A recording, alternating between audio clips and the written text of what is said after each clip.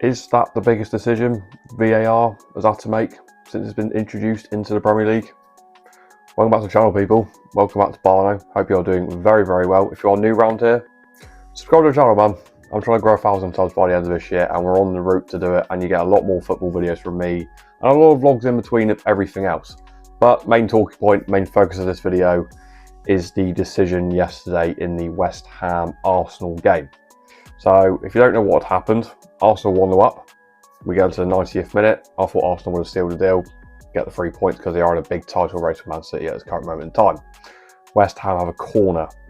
Now, if you've seen with a lot of corners within the Premier League this season, there's a lot of scrambling, everyone's trying to get on top of the keeper, cause a ruckus, cause confusion, cause absolute chaos. This situation happens, the ball gets scrambled around and it gets smashed into the goal net, and the referee gives the goal initially on the field. VAR then intervenes into this situation. Now, this is where the controversy has basically gone worldwide, and every football fan, player, managers are all having their opinions on then say whether this goal should have stood or not. So VAR in the Premier League is used for clear and obvious errors. Now, my problem with this already is the fact that they say it's for clear and obvious errors. This situation here took 5 minutes to dissolve between Christopher Kavanagh, the referee, and Darren England, who was on VAR. Also involved Christopher Kavanagh going to the monitor for at least, I reckon, about a minute, looking at that screen. 5 minutes that took to decipher. Now, the main talking point is it a foul on Raya or is it not a foul on Raya? Now, from my personal opinion, you can have whatever opinion you like on this situation. There is a foul on Raya, but I feel like that's the only foul they looked at in that situation.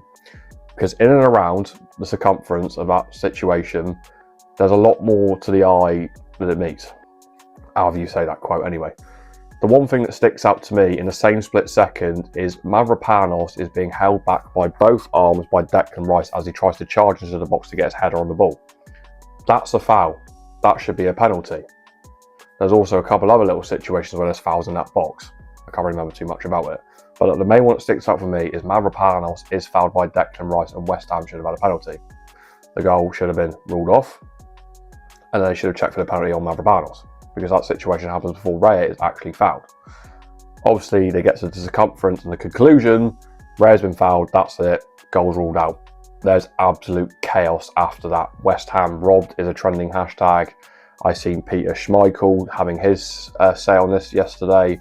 Jared Barno with a very honest, authentic and a very calm interview, because as a West Ham player, I think your head would be slightly gone after what's just happened to you. You know, West Ham are fighting relegation.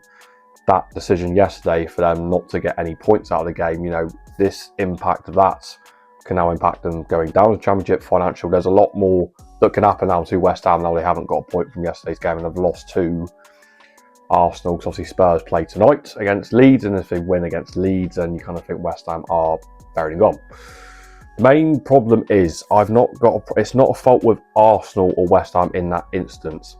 It's the inconsistency we have seen from VAR and refereeing all season once again.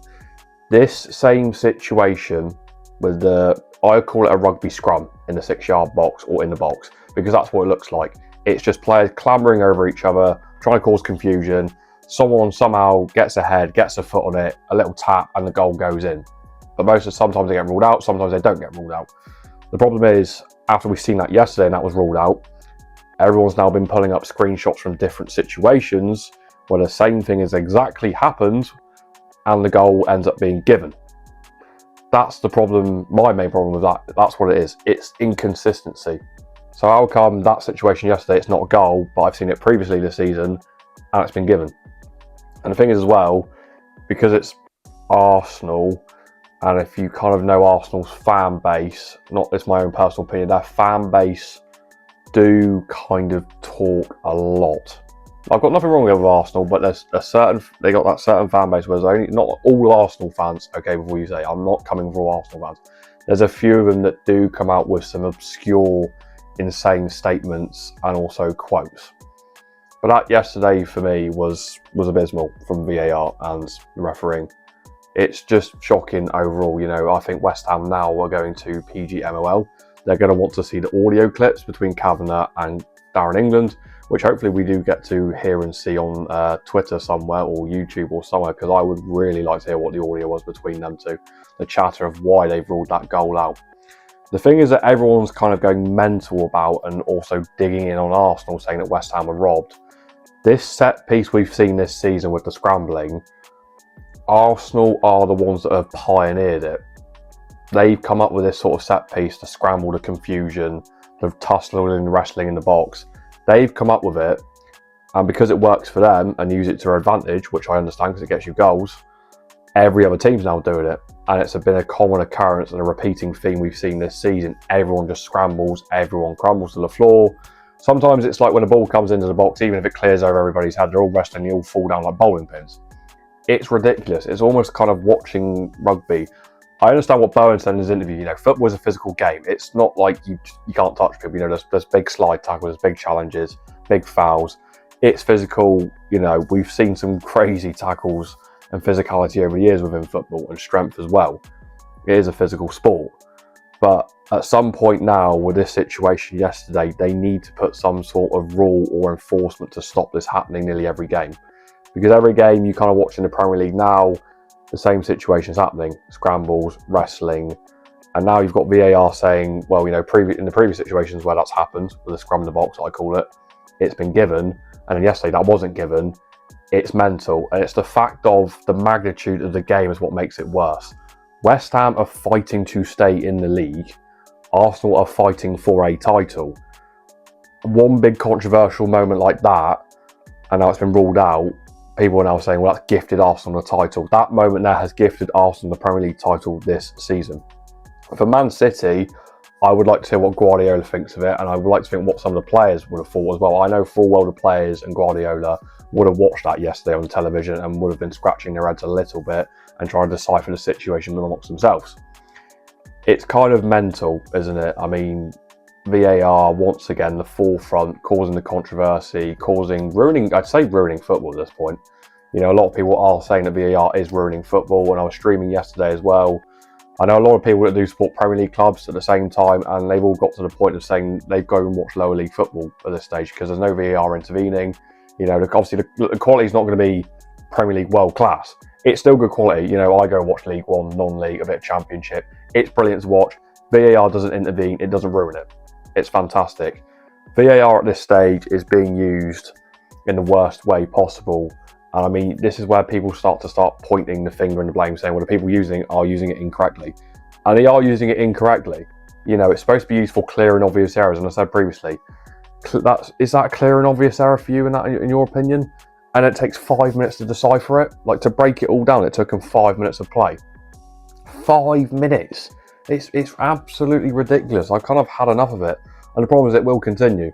I can't see how they're going to fix this VAR situation, use it the proper way, how it should be used.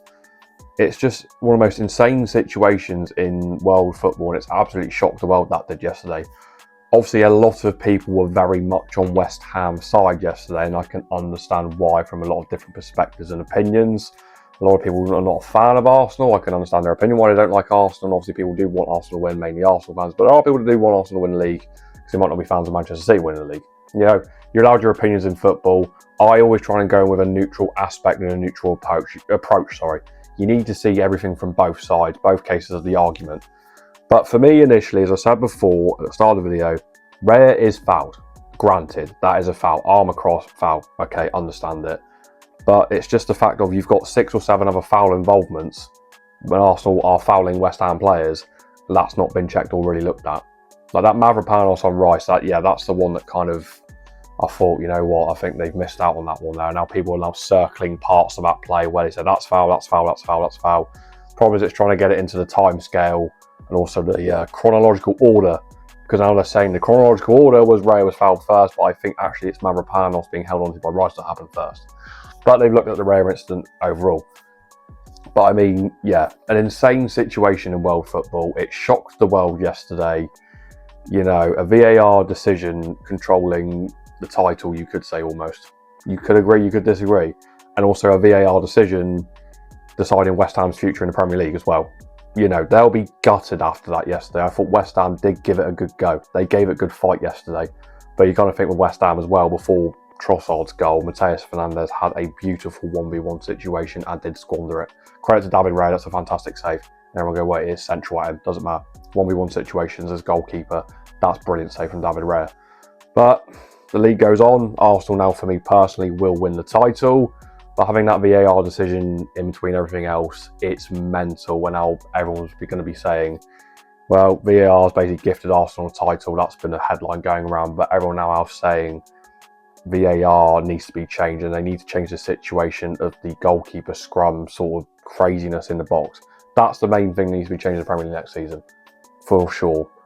But that's kind of my thoughts on that situation yesterday and everything else in between. Arsenal probably win the league now, and I think West Ham are gone, unfortunately. I think that is them done and dusted, and they'll be in the Championship next season. Shame to see West Ham, but I'm sure they'll go down, they'll come straight back up with West Ham. But let me know what your thoughts are on the situation, what you think there is that you thought they should have checked, what they missed out on, or whether it's a foul or not a foul on David Raya. I mean, you can agree or disagree with what you want. I don't mind. You know, I'm giving my personal opinion on this.